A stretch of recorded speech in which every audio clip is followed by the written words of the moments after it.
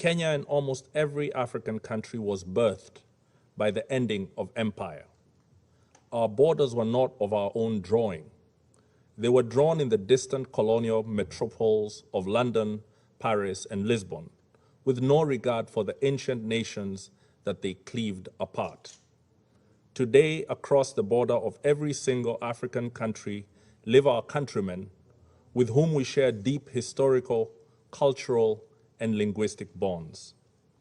At independence, had we chosen to pursue states on the basis of ethnic, racial, or religious homogeneity, we would still be waging bloody wars these many decades later. Instead, we agreed that we would settle for the borders that we inherited, but we would still pursue continental political, economic, and legal integration. Rather than form nations that looked ever backwards into history with a dangerous nostalgia, we chose to look forward to a greatness none of our many nations and peoples had ever known. We chose to follow the rules of the Organization of African Unity and the United Nations Charter, not because our borders satisfied us, but because we wanted something greater, forged in peace. We believe that all states formed from empires that have collapsed or retreated have many peoples in them yearning for integration with peoples in neighboring states. This is normal and understandable. After all, who does not want to be joined to their brethren and to make common purpose with them?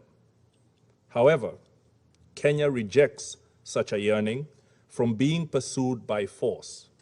We must complete our recovery from the embers of dead empires in a way that does not plunge us back into new forms of domination and oppression. We rejected irredentism and expansionism on any basis, including racial, ethnic, religious, or cultural factors. We reject it again today.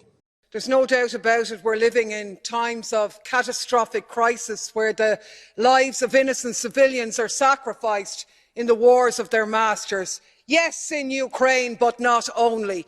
Since the last plenary, tens of thousands of Afghani citizens have been forced to flee in search of food and safety.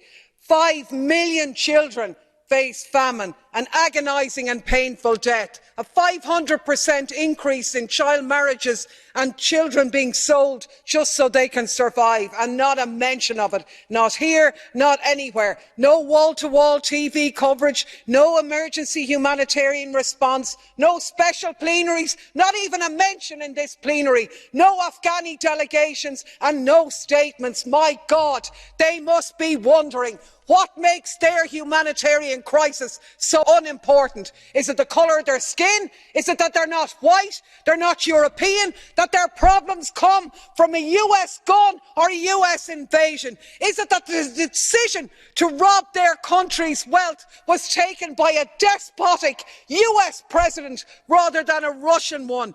Because, my God, all wars are evil and all victims deserve support, and until we get on that page, we have no credibility whatsoever.